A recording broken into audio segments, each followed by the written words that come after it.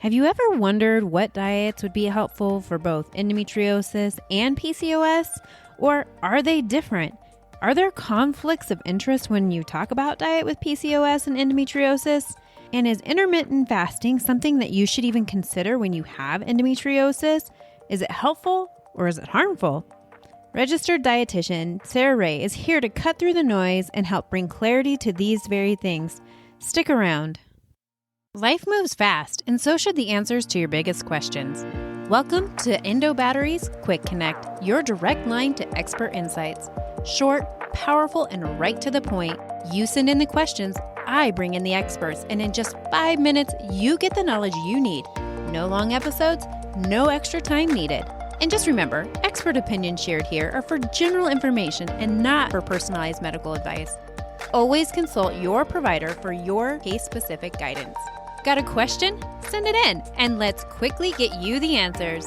I'm your host, Alana, and it's time to connect. Today, we're joined by Sarah Rae from Pacific Northwest Endometriosis Nutrition. She is a registered dietitian specializing in endometriosis and fertility nutrition. She's here to cut through the noise and share real evidence-based strategies to help you fuel your body without the confusion. Let's dive in.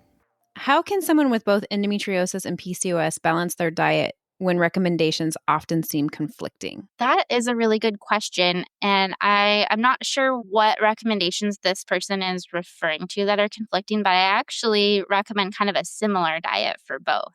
So how I like to approach endometriosis nutrition and what seems to make most people feel better is working on balancing blood sugars, which can impact our sleep, which can impact our hormones like estrogen and insulin. It impacts our hunger levels when we're eating frequently enough.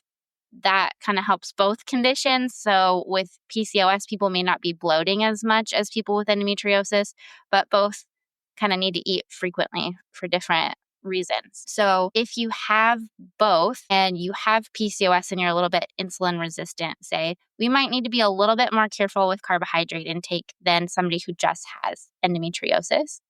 But for both populations, I really like to focus on getting enough protein at meals. So usually that's at least 20 to 30 grams every time we're eating.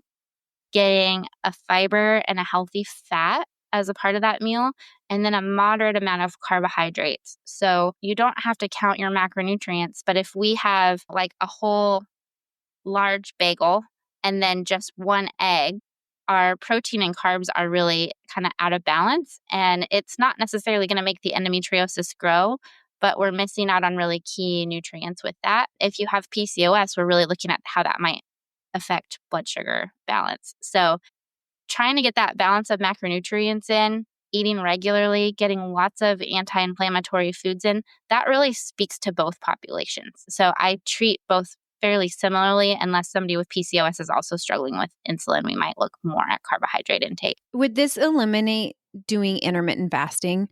Would you not recommend it for people that are dealing with both of these things? I generally don't recommend intermittent fasting. One, because it's a food rule that can lead to disordered eating and a lot of times isn't sustainable. I have a couple of clients who have said they feel better with endometriosis and intermittent fasting, and they just tended to not be a breakfast eater naturally. So if that just feels natural, if adding breakfast in makes somebody super nauseous and they kind of always ate that way, and we're making sure they're getting enough calories and maybe adding enough foods later in the day, if they aren't eating till noon, say, I can support that. But it's not something I recommend for symptom management for either group.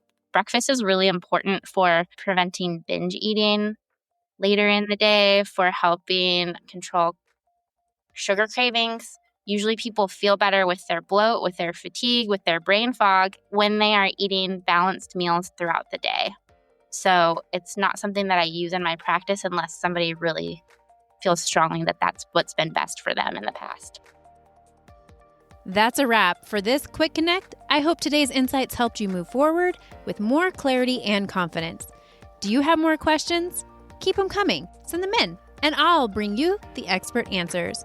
You can send them in by using the link in the top of the description of this podcast episode or by emailing contact@endobattery.com or visiting the endobattery.com contact page.